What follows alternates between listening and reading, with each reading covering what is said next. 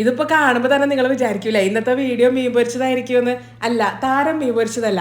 അതിൻ്റെ അടിയിൽ കിടക്കുന്ന ആ വെളിച്ചെണ്ണ കണ്ടില്ലേ, അതിൻ്റെ അകത്തേക്ക് ഉണ്ടല്ലോ നല്ല ചതച്ച് വെച്ചിരിക്കുന്ന ചെറിയുള്ളിയും കുറച്ച് വെളുത്തുള്ളിയും കുറച്ച് കറിവേപ്പിലോടെ ചേർത്തിട്ടേ നന്നായിട്ട് അങ്ങോട്ട് മൂപ്പിച്ചെടുക്കുക. ചുമക്കനെ അങ്ങോട്ട് മൂപ്പിച്ച് ഒട്ടും കുറവ് വരുത്തണ്ട. എന്നിട്ട് ഇതിൻ്റെ അകത്തേക്ക് ഉണ്ടല്ലോ നല്ല കുനുകുനാന്നരിഞ്ഞ കുറച്ച് തക്കാളി ചേർത്ത് മിക്സ് ചെയ്ത് കൊടുക്കുക. പിന്നെ നമ്മളുടെ എരിവിനുള്ള ചതച്ചമുളകും കുറച്ച് ഉപ്പും കൂടെ ചേർത്തിട്ട് പിന്നെ മിക്സ് ചെയ്ത് കൊടുക്കണം. ഇനി ഇതിൻ്റെ അകത്തേക്ക് നമ്മൾ ഉണ്ടാക്കി വെച്ചിരിക്കുന്ന ചോറില്ലേ, ആ ചോറാട്ട ചേർത്ത് കൊടുത്തിരിക്കുന്നത്. ഇതിപ്പോൾ നിങ്ങൾ ഉച്ചയ്ക്ക് കഴിക്കാൻ വേണ്ടിയിട്ട് ഉണ്ടാക്കുന്ന ചോറ് ഏതാണോ ആ ഒരു സെയിം റൈസ്, മട്ടരി ആണോ വൈറ്റ് റൈസ് ആണോ അത്. എന്നിട്ട് പിന്നെ എല്ലാം കൂടെ പിന്നെ മിക്സ് ചെയ്ത് കൊടുക്കുക. അടച്ച് വെച്ചിട്ടേ ലോ ഫ്ലെയിമിൽ ഒരു 3-4-5 മിനിറ്റ് മാക്സിമം ഇട്ടാ ജസ്റ്റ് നന്നായിട്ട് നമ്മുടെ ആവി കയറി വരണം, അത്രേ ഉള്ളൂ. എന്നിട്ട് പിന്നെ ഒന്നും കൂടെ അങ്ങോട്ട് ഇളക്കി മറിച്ചിട്ട് കൊടുത്താലും നമ്മളുടെ റൈസ് ഇവിടെ റെഡിയായി.